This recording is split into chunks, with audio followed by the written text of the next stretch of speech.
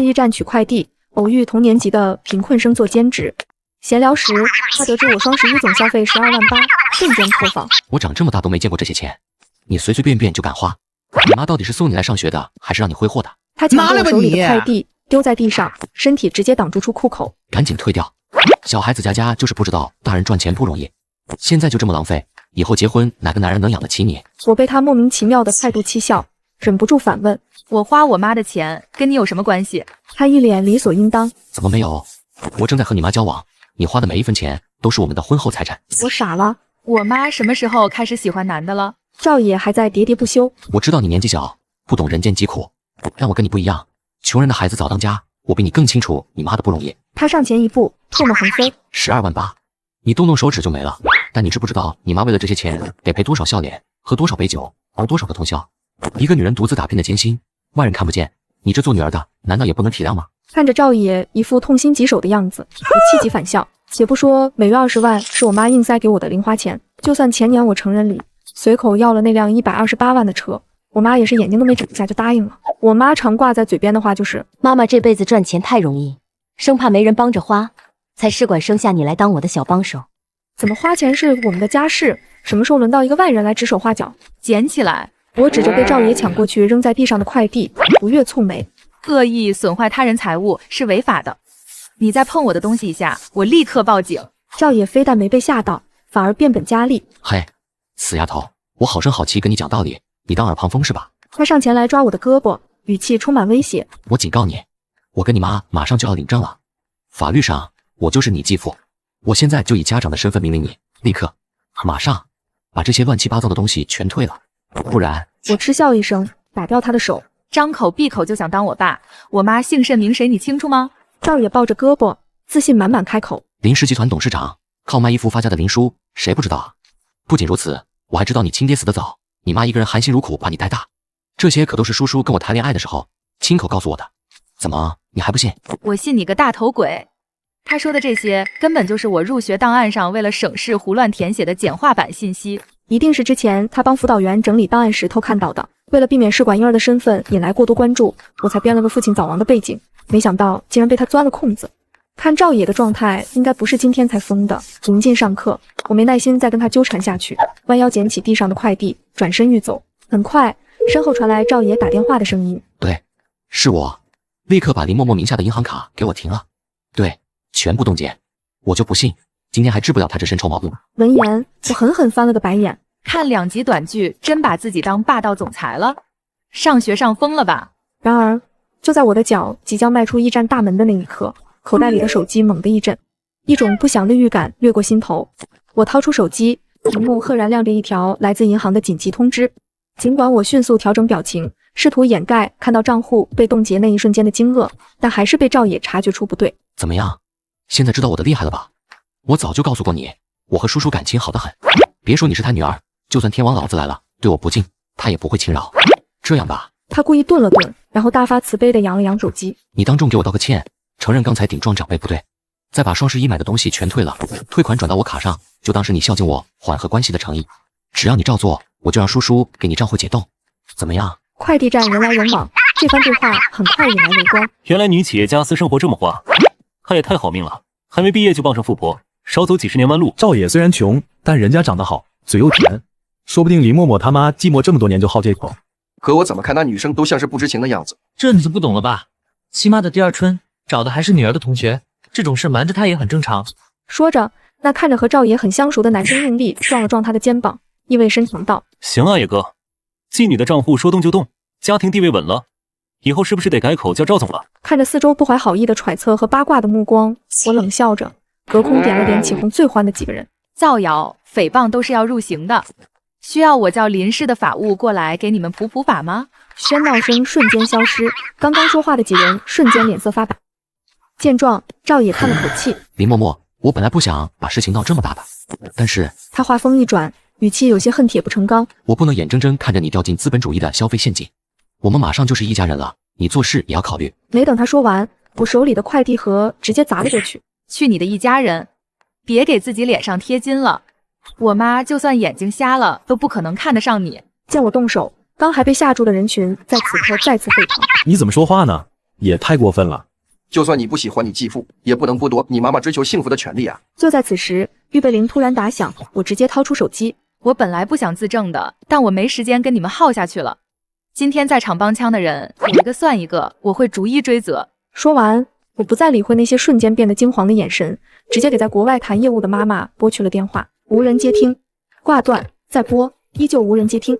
我皱了皱眉，原本因害怕准备散去的围观群众也停住了脚步。我一连打了3遍，可回应我的只有冰冷而机械的提示音。就在这时，赵野不慌不忙地拿出手机笑了笑，看来叔叔在忙啊，没关系，我打给他试试。他跟我说过，我的号码有特别提醒，不管在忙都会接。在众人注视下，赵野拿起手机拨出电话，电话瞬间接通。他故意开了免提，一道略显急促的女声从听筒处传来：“喂，小野，怎么了？我在开会，长话短说。”直到专业课下课，我脑中还在回忆刚刚赵野和那女人通话的细节，电话里的人声线和语气都像极了妈妈。如果不是熟悉妈妈通话习惯的人，一定会误以为电话那头的人就是林氏集团的董事长林叔。可我知道，妈妈在国外出差时，无论谁的电话接通后都是英文对话，这是她长期商务谈判的本能。可那个女人明显忽略了这个细节，说中文的声音里透着虚浮，也没有我妈做事时雷厉风行的状态。那赵野一直口口声声说要结婚的对象是谁？我的账户突然被冻结，和他有关吗？回到宿舍，我强迫自己冷静下来，再次拨打妈妈的电话，依旧是无人接听。我只好给他留了条冗长的语音消息，将驿站发生的事尽可能清晰地告诉他，让他务必尽快回电。心烦意乱之下，我打开电脑，准备继续填写之前就在准备的出国留学申请材料，试图用忙碌转移注意力。就在我刚登录学校申请系统时，手机响了，我心中一喜，连忙拿起手机查看，可来电却是一串熟悉的校内号码，是负责我出国交流项目的王老师。林默默同学，我刚刚接到电话，有人以你父亲的名义提交了取消交换的请求，这边想和你核实一下，是家里突然遇到什么困难了吗？来到王老师的办公室，我果然看到了一道熟悉的身影。赵野，你到底有完没完？赵野耸了耸肩，一副死猪不怕开水烫的表情，对王老师义正言辞道：我现在正在和林默默的妈妈交往，按辈分讲，我是林默默同学的继父，我有权利撤销林默默的出国交换。理由是，他掏出手机，将中午快递站门口我用快递盒砸他的监控录像调出，摆到王老师面前。我认为我的继女没有能控制自己情绪的能力，暂时不适合出国交流学习。此刻我特别想包了赵野。老师，您别听他胡说八道，我和我妈妈跟他没有关系，我妈妈也不可能同意取消我的出国申请。赵野转身，一脸无奈地看着我。默默，今天中午你也看到了，只有我能打通你妈妈的电话，你怎么还这么固执呢？王老师看看我，又看看赵野，眉头紧锁。赵野同学，你口口声声说是林默默同学的继父，并且代表了林淑女士的意见，请问你有什么证明材料吗？比如结婚证或者林女士的授权委托书。赵野脸上的笑容僵了一下，但很快恢复自然。他摊摊手，王老师，我和叔叔马上就要领证了，这只是时间问题。作为即将成为她合法丈夫的人，我关心孩子的教育问题，这不过分吧？具体的证明等我们领了证自然会补上。王老师的语气严肃起来。没有合法证明，仅凭你一面之词，我们无法采纳你的要求。林默默同学的出国申请流程将继续进行。赵野同学，请你不要再以家长身份干涉林同学的事宜了。赵野的脸色瞬间阴沉下来，他狠狠地瞪了我一眼。我看你是不见棺材不落泪，林默默，有你后悔的。和老师道过谢后，我追上了离开办公室的赵野。不管你在搞什么把戏，但林氏的法务部一定会让你付出代价。没等赵野说话，口袋里的手机突然疯狂震动起来，一条条短信接踵而至。首先是学生会会长发来短信，委婉提醒我注意协调家庭矛盾，建议我先卸任学生会副会长一职，将工作先交给其他干事。紧接着，我参与了一个颇受好评的校内创业孵化项目，负责人也通知我的核心成员资格被暂停，理由是团队希望能选取情绪更稳定的成员参与项目。我死死盯着赵野，心里清楚这些突如其来的变故背后少不了他的煽动。就在我气得手指发凉时，赵野的声音从头顶响起：看到了吧，林默默，这就是不听话的下场。这些只是对你双11铺张浪费的警醒，如果你再不知收敛，跟我认错，后面还有更严重的等着你。说罢，他冷哼一声，转身离去。与此同时，我终于接到了妈妈的回电。怎么了，仔仔？妈妈刚在开会，手机调了静音，这么多未接来电，你是不是遇到什么麻烦了？挂断电话后，看着手机里妈妈回程机票的信息，我暗暗松了口气。想到赵野的离谱谎言马上就要不攻自破，困在心头的阴霾散去了几分。就在我刚走到宿舍楼下时，两个身着制服的帽子叔叔拦住了我的去路。1031寝室的林默默是吗？有一起盗窃案需要你配合我们进行调查。学校临时腾出的会议室里，气氛凝重。我看着桌上那几捆，据说是从我寝室衣柜里搜出来的现金，太阳穴一跳一跳的疼。赵野指着那摞钱，痛心疾首。帽子叔叔，王老师，都是我教你无方，我不应该仗着对他妈妈的信任，就把给贫困同学的补助金让他代为转交。我没想到他为了满足自己的物欲，竟然拿学校的公费去买东西。他身边站着2个中午在快递站帮过腔的男生，此刻也忙不迭的点头作证。是啊，帽子叔叔，中午我们都看见了，赵野苦口婆心劝他退货，他非但不听，还拿快递砸人。对，野哥明明让他别乱花，可他还嚣张的很，说钱在他手里就是他的，谁也管不着。我深吸一口气，看了眼赵野找来专门栽赃陷害的托和面色严肃的警察王老师，轻声开口：我没有偷钱，我双11的消费来源是我个人银行卡，是我妈妈给我的生活费。赵野立刻抓住画柄，冷笑一声：银行卡？那你把银行流水打出来啊，让大家看看你那12万8是不是干干净净从你卡里划出去的。想到账户被冻结的信息，我心头一沉。我的账户目前有些问题，暂时无法查询流水，但这不能成为我偷窃的证据。赵野步步紧逼，语气得意：我看你是根本不敢拿出来。林嬷嬷，人赃并获，你还要狡辩到什么时候？我知道你对我有意见，觉得我配不上你妈妈，可你也不能用这种违法的方式报复我，连累那些等着补助金吃饭的同学啊。负责的帽子叔叔经验丰富，没有轻信任何一方。他戴上手套，仔细检查了一下现金，然后看向我和赵野。既然各执一词，银行卡流水暂时无法核实，我们会重点采集这些现金上的指纹进行比对，这是最直接的证据。听到这话，赵野脸上闪过一丝不易察觉的慌乱。人证物证俱在，为什么不能直接定他的罪？我歪着头嗤笑一声，眼里全是鄙夷。怎么考上大学的？你法盲吧？知不知道什么叫直接证据？你以为你在演什么无脑小短剧吗？赵野脸色通红，指着我气的手指都在发抖。你，林嬷嬷，你死不悔改！我看我是管不了你了，我现在就让你妈来，让她亲眼看看她宝贝女儿是个什么德行。他气急败坏地掏出手机，迅速拨了个号码，几乎是吼着对那边说：喂，宝贝，你到哪儿了？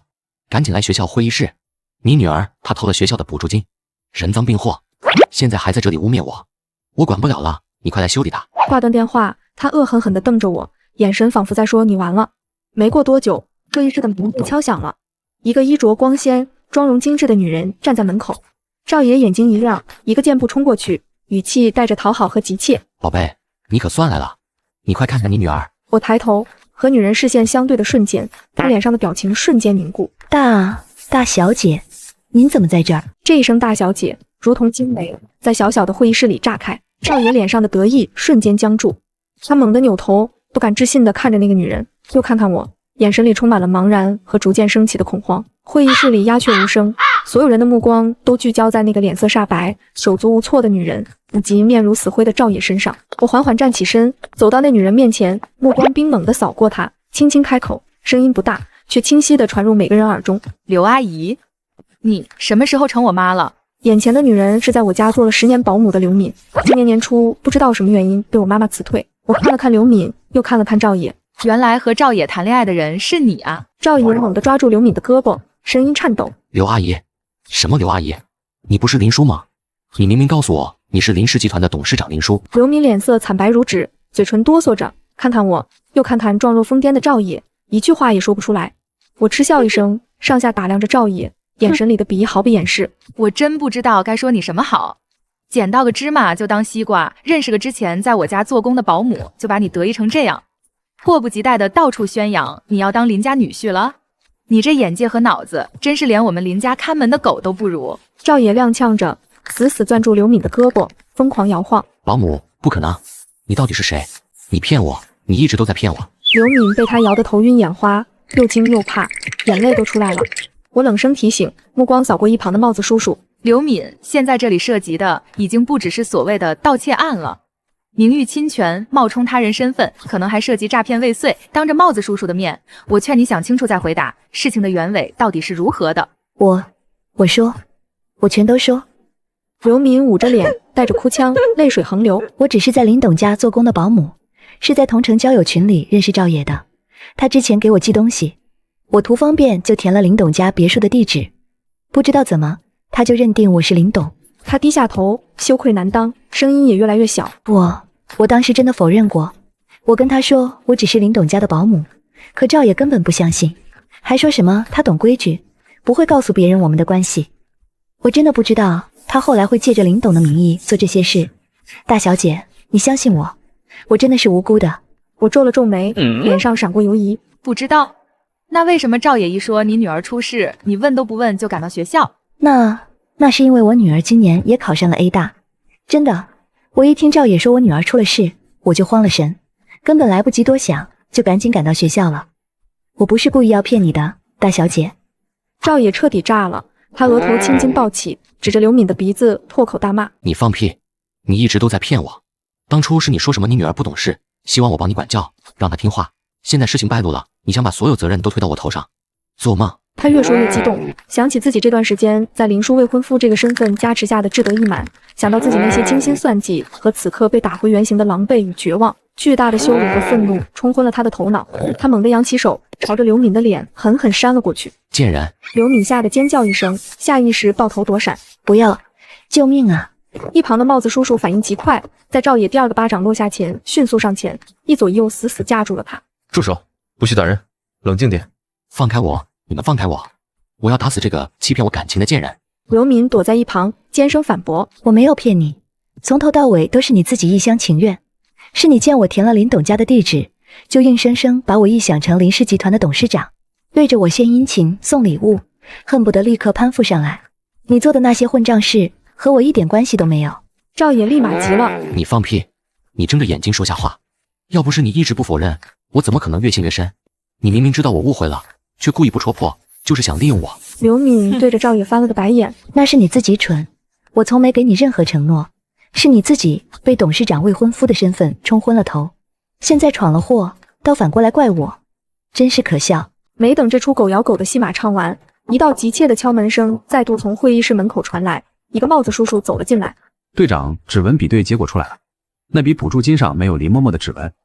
听了这话，原本张牙舞爪的赵野瞬间面如死灰。在官方的和校方的询问下，他承认是因为之前快递站的事对我怀恨在心。是我干的。之前快递站的事，林嬷嬷当众让我下不来台，我一直怀恨在心。我知道补助金是重要款项，就想栽赃陷害他。于是我花了点钱买通了他的室友，把那笔补助金放进他的衣柜里，然后我再贼喊捉贼。校领导听了后，恨铁不成钢的叹了口气：赵野啊赵野，你让我说你什么好？学校知道你家境困难，给你最高档的助学金，帮你安排勤工俭学岗位，各科老师也都反映你学习刻苦，成绩优异。你明明靠自己的努力，未来一片光明，大有可为。为什么非要走这种歪门邪道，自毁前程啊？赵野冷笑着抬头，眼中一片赤红。前程光明，我努力有什么用？我在努力，拼死拼活拿到奖学金，还不够人家林大小姐随手买的一个包。我在刻苦，将来毕业奋斗10年、20年，可能都赚不到他双11晚上挥霍的12万8。他死死地瞪着我，眼神里的嫉妒和怨恨几乎要溢出来。凭什么？有的人生来就在罗马，凭什么他可以理所当然的挥霍，可以眼都不眨的花掉别人一辈子都赚不到的钱？赵野的表情几近疯魔。而我呢？我为了几千块的助学金，要看遍所有人的脸色，要写无数份密密麻麻的申请，要把自己家的惨事翻来覆去的说给陌生人听，像条摇尾乞怜的狗一样，只为了那点能勉强糊口的钱。可这是上面定的规矩和流程。他看着校领导，自嘲地笑了笑。而且你们永远只会说努力，可这个社会根本就不是努力就有回报。我想走捷径有什么错？他林嬷嬷不就是会投胎吗？我不服，我凭什么不能得到我想要的？赵野，你这是心术不正，性格扭曲了。那咋了？说着，他将目光再次锁定在我身上。不好，他要干什么？没等众人反应，一把抄起旁边办公桌上用来切水果的小刀，不顾一切地朝着我心脏的位置狠狠刺来。林嬷嬷，你这个含着金汤匙出生的废物，跟我一起下地狱吧！我不好过，你也别想活。一切发生得太快，我甚至能感受到那刀尖带起的凌厉风声，大脑一片空白，身体根本来不及做出任何反应。就在这千钧一发之际，一股巨大的力量猛地将我向后一拉，我踉跄地向后倒去，险之又险地避开了那致命的刀尖。与此同时，一道穿着制服的身影迅捷地挡在了我的身前，快速又利落地制住了失去理智的赵野。不许动！我惊魂未定，下意识抬头看向身后，眼泪夺眶而出。妈妈风尘仆仆地赶来，我似乎还能闻到她身上带着北欧的冷空气。她的手掌一下又一下拍着我的背后，将我护在怀里。没事了，崽崽。没事了，妈妈在这儿，没人能伤害你，不怕了。啊，他低声安抚，声音带着一丝不易察觉的后怕，但转向众人时，眼神已恢复了商界女强人的锐利与冷静。我林叔的女儿也敢动，看来有些人是忘了规矩，也忘了法律的底线。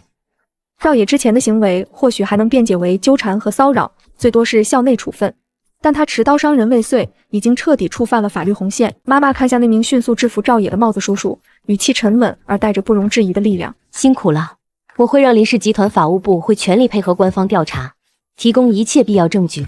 我们必须追究他的全部法律责任，绝不姑息。帽子叔叔点了点头，给还在挣扎的赵野戴上了手铐。林默默，林叔，你们给我等着，我做鬼也不会放过你们。你们仗着有钱有势就可以为所欲为吗？这个社会根本就没有公平。闭嘴！赵野被警察带走，在他充满怨恨和不甘的咒骂声中，会议室里暂时恢复了平静。我妈的视线扫过角落里惊慌失措的刘敏，冷声道：我当初念在你为林家工作了10年，发现你利用我的身份信息在网上招摇撞骗时，只是将你辞退，没有追究你的法律责任，已经是仁至义尽。我以为你会吸取教训，见好就收，没想到……刘敏一脸惊恐地开始求饶：林董，我错了，我真的知道错了，我不是故意的，是赵野他逼我的，他一直缠着我，我没办法才，求您再给我一次机会，我再也不敢了。妈妈冷笑一声：机会我已经给过你1次了，是你自己不珍惜，那就该为自己的行为付出代价。妈妈顿了顿，声音渐冷：你贼心不死，不仅利用 AI 模仿我的声音让银行冻结了默默的银行卡，还敢来做伪证诬陷我女儿。妈妈不再看刘敏，直接对身边的助理吩咐道：联系张律师，以侵害名誉权、涉嫌诈骗未遂等理由对刘敏提起诉讼，我要她为自己的每一个行为都付出应有的法律代价。好的，林董。刘敏彻底慌了，扑通一声瘫软在地，涕泪横流的爬过来想抓妈妈的裤脚，被助理拦住。林董，我错了，我真的知道错了，求求您高抬贵手，放过我这一次吧。我女儿今年刚考上大学，她不能有一个有案底的妈妈啊，她会被人看不起的。求您看在我在家里帮工10年的份上，再给我一次机会吧，我以后再也不敢了。她哭得声嘶力竭。你也是有女儿的人啊，您那么疼默默，怎么就不能体谅一个做母亲的心？我不能让我的女儿抬不起头，您不能这样对我啊！求求您发发善心吧。然而妈妈只是居高临下的看着她，眼神里没有半分动容。正因为我是母亲，我才更不能容忍有人伤害我的女儿。在你冒充我的身份，利用赵野的野心设计陷害默默，让她被误解、被伤害的时候，有没有想过你的行为会给我的女儿带来多大的伤害和危险？她差点就没了命。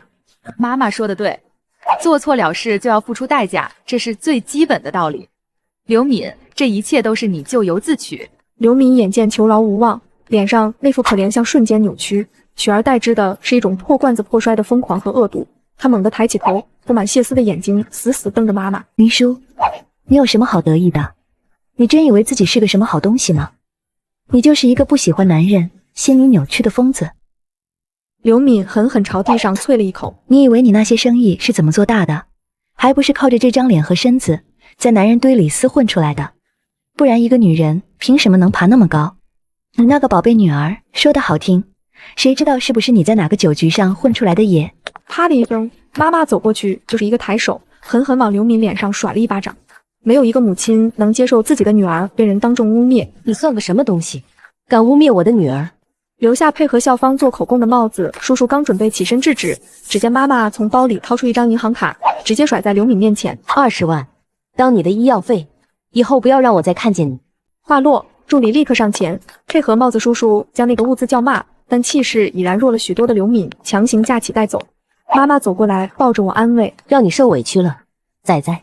妈，我没事，一切都结束了。赵野因故意伤人未遂、诽谤、栽赃陷害等多重罪名被正式批捕，刘敏也因为涉嫌诈骗未遂、侵犯名誉权等，被林市法务部毫不留情地送上了被告席。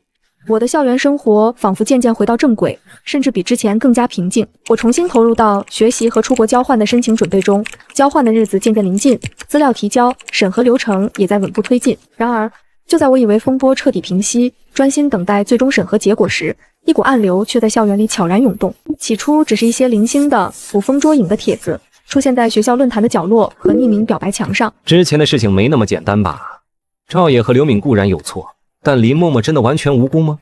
听说他妈妈的发家史也不简单。真的吗？果然有钱人就是玩的花。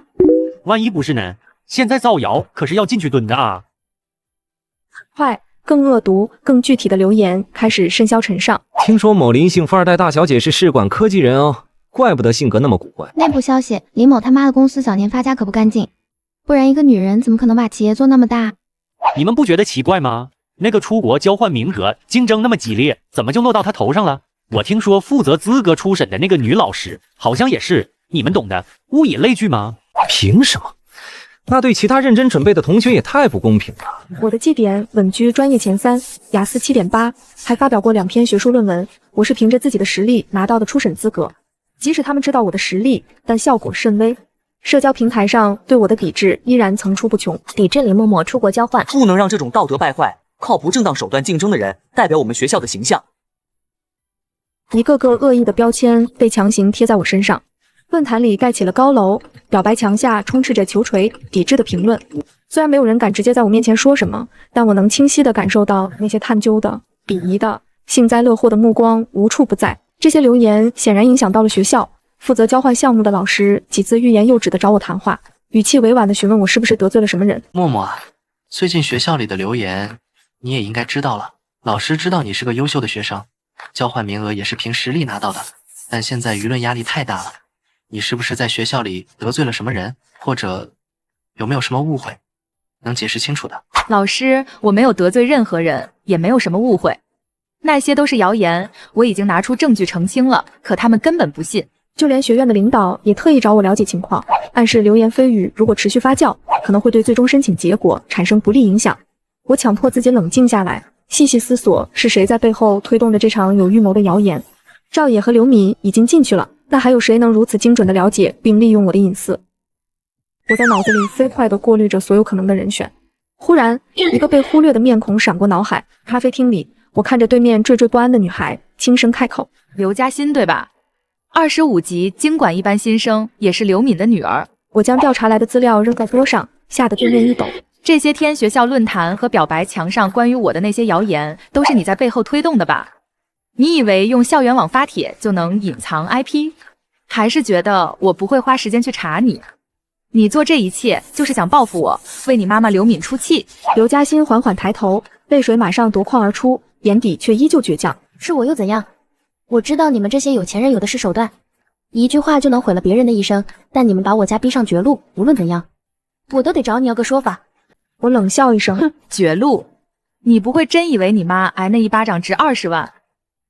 我顿了顿，看着他有些怔住的表情，继续道：我妈如果真想赶尽杀绝，那天打完人之后留下的就不会是一张银行卡，而会是林氏集团顶尖的律师团队，足够你妈妈把牢底坐穿。你现在能安稳地坐在 A 大的教室里，不用申请助学金交学费，还能在网上雇水军抹黑我，你以为这些钱是从哪来的？刘嘉欣的嘴唇哆嗦着，眼泪终于大颗大颗地滚落下来，她无助地捂着脸。我也不想的，我知道我妈她做错了，她鬼迷心窍，她活该。可是那是我妈啊，她进去了，我们家天都塌了。我恨你，我恨你们家。为什么你们轻轻松松就能决定别人的命运？她抬起泪眼朦胧的脸，像是找到了一个宣泄口。之前我去探望我妈，我还在那里碰到了赵野学长，他说我们都是被你们林家害成这样的，他说只有我能帮他们报仇，我也不知道该怎么办，我也不想的。我叹了口气，语气缓和下来。刘嘉欣，你的人生还很长，才刚刚开始，你不能把你妈妈犯下的错，还有赵野那种人偏激的仇恨背在自己身上，用它来惩罚你自己，更不能用它来毁掉你自己的未来和前途。你不是为了他们而活，也不是为了仇恨而活的。我拿起纸巾递给他。你考上 A 大，说明你本身很优秀，你应该有自己的梦想和追求，把精力用在正道上。如果你真的想证明自己，想让你妈妈看到你走的是和她不一样的路，那么好好读书，凭自己的本事毕业。等到那一天，如果你愿意，可以来林氏集团面试。我拿起面前的咖啡，喝了一口，才又开口道：我们看重的是能力和品行，而不是出身。刘嘉欣彻底愣住了，他呆呆地看着我，过了好一会儿才哽咽出声：“对不起，学姐，我不该听信赵野的话，是我错了。”他用力抹了把眼泪：“我会把那些帖子都删掉，我会去澄清的。谢谢你。”我点点头。路过刘嘉欣身边时，我说：“那我就言尽于此，希望你能遵守你的诺言。”刘嘉欣点头，我也离开了咖啡厅。刘嘉欣的行动很快，那些恶意的帖子被迅速删除，他也在主要的平台上发布了澄清声明，承认自己是出于报复心理散布了不实谣言，并向我和我的母亲诚恳道歉。学校的审核进程不再受到干扰，我的出国交换资格顺利通过。临行前，我收到妈妈发来的2条语音消息：“仔仔真棒，妈妈就知道你一定可以的。出国后照顾好自己，有任何事随时跟妈妈说，妈妈永远是你最坚实的后盾。哦，对了，赵野在里面因性格暴躁，与其他犯人发生冲突，屡教不改，在一次严重的斗殴中，被失控的同监犯人失手打成重伤，抢救无效死亡。重其因者，虚实其果，他的偏执和疯狂最终反噬自身，走向了毁灭的终点。坐上飞往大洋彼岸的航班，看着窗外的云海，我知道一段崭新的生活正在前方等待。